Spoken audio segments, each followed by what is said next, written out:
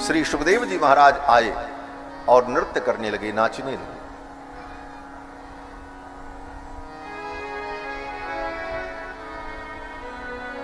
श्री सुखदेव महाराज उस कीर्तन में नृत्य करने लगे, सभी भक्त नृत्य करने लगे। भगवान के कीर्तन में नृत्य करना चाहिए। कीर्तन नाम की भक्ति का अंग है नृत्य। नवधा भक्ति में जो वर्णन किया प्रहलाद जी ने, श्रवणम कीर्तनम विष्णोः, पहली भक्ति है कथा श्रवण करना, ये पहली भक्ति। और दूसरी भक्ति है भगवान का कीर्तन करना।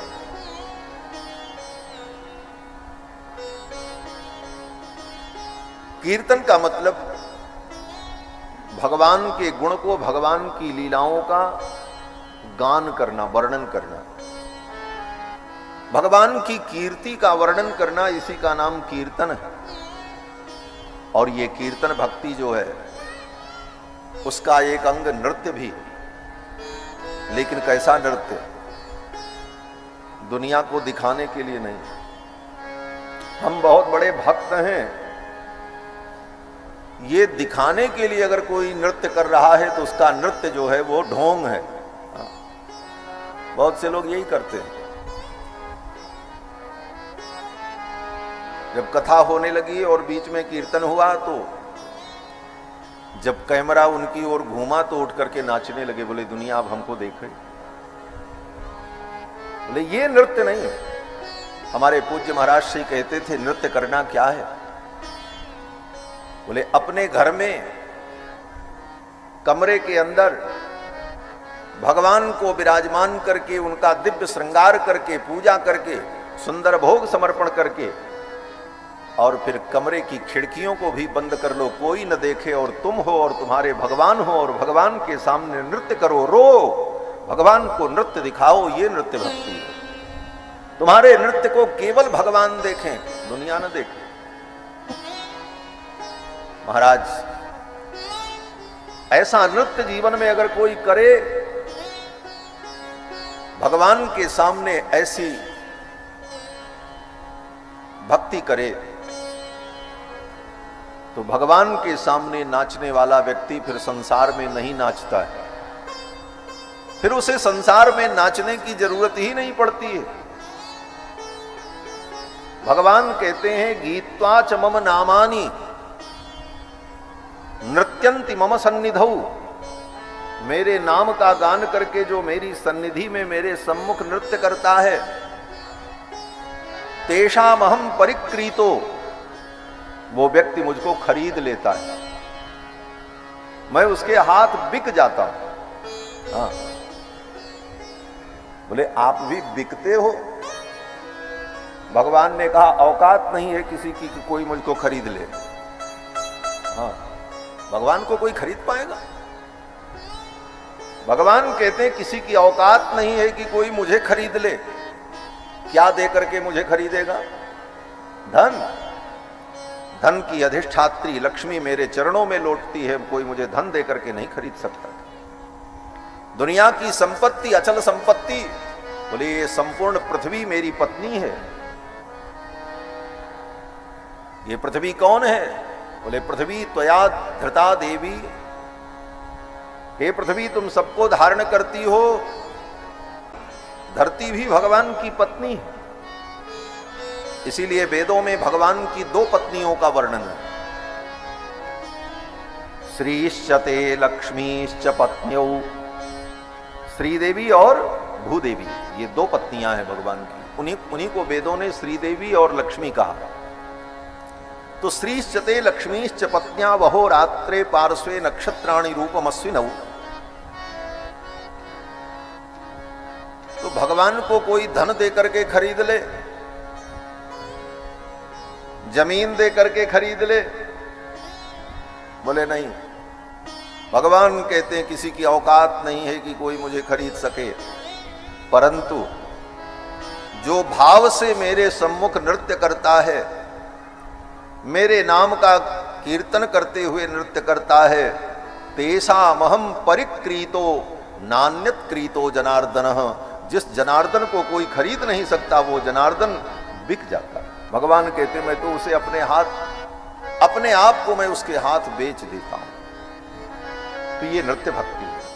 कीर्तन हुआ, सुखदेवादि महापुरुष पधारे और सबने खूब सुंदर कीर्तन किया। कीर्तन में भगवान पधारे।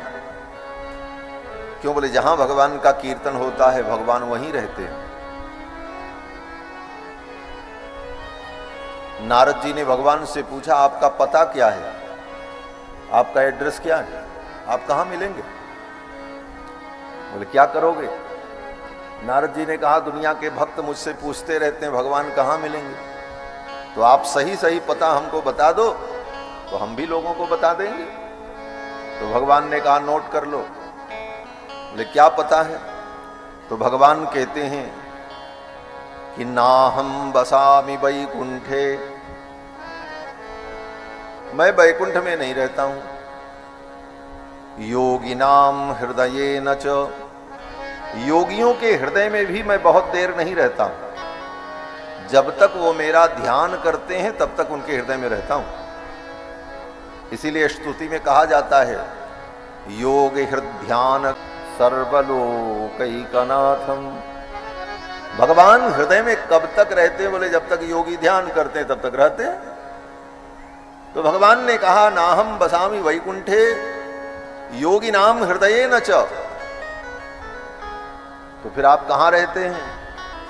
तो भगवान ने कहा कि मद भक्ता यत्र गायन्ति, मेरे भक्त जहां मेरा गुणगान करते हैं तत्र तिष्ठामि नारद, हे नारद मैं वहीं पर रहता हूं। जहां भगवान का गुणगान हो, कीर्तन हो, भगवान वहीं रहते हैं।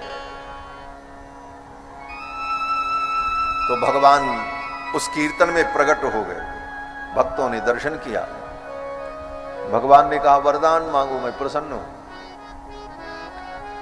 तो भक्तों ने यही वरदान मांगा, हे प्रभु आज जैसे हमारे कीर्तन में प्रकट होकर के आपने हम भक्तों पर अनुग्रह किया है, ऐसे सदा आप अपने भक्तों पर अनुग्रह करते रहना, हम यही वरदान मांगते हैं। सदा आपका अनुग्रह हमारे ऊपर ऐसे ही बना रहे, जहां भक्त आपका कीर्तन करें वहां आप ऐसे ही कृपा करते रहें। भगवान ने कहा तथास्तु। श्री सूत जी महाराज ये मंगलमय प्रसंग सुना रहे हैं। संक्षेप में भगवान के 24 अवतार का वर्णन करके सूत जी महाराज ने सुनाया। भगवान का प्रथम अवतार सनकादिकों के रूप में हुआ। दूसरा अवतार भगवान का वराह रूप में हुआ, सूकर रूप में। तीसरा अवतार भगवान का देवर्षि नारद के रूप में। नारद जी भी भगवान के अवतार हैं। चौथा अवतार भगवान का नर नारायण के रूप में हुआ, जिनको हम बद्री नारायण भगवान कहते हैं। बद्रीनाथ नहीं, बदरीनाथ, बदरी, बद्री शब्द ही गलत है। बदरीनाथ, बदरीनाथ का मतलब भगवान नारायण जब महर्षि के पुत्र बनकर के प्रकट हुए, धर्म नाम के महर्षि के पुत्र हैं भगवान। तो महर्षि के पुत्र हैं तो महर्षि का काम है तपस्या करना, तो भगवान भी तपस्या कर रहे हैं पहाड़ में बैठकर। और जब भगवान तपस्या करने लगे तो लक्ष्मी जी को बड़ी दया आई।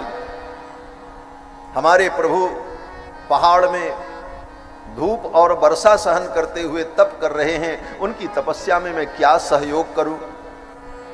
तो लक्ष्मी जी बदरी वृक्ष बनकर के प्रकट हो गए।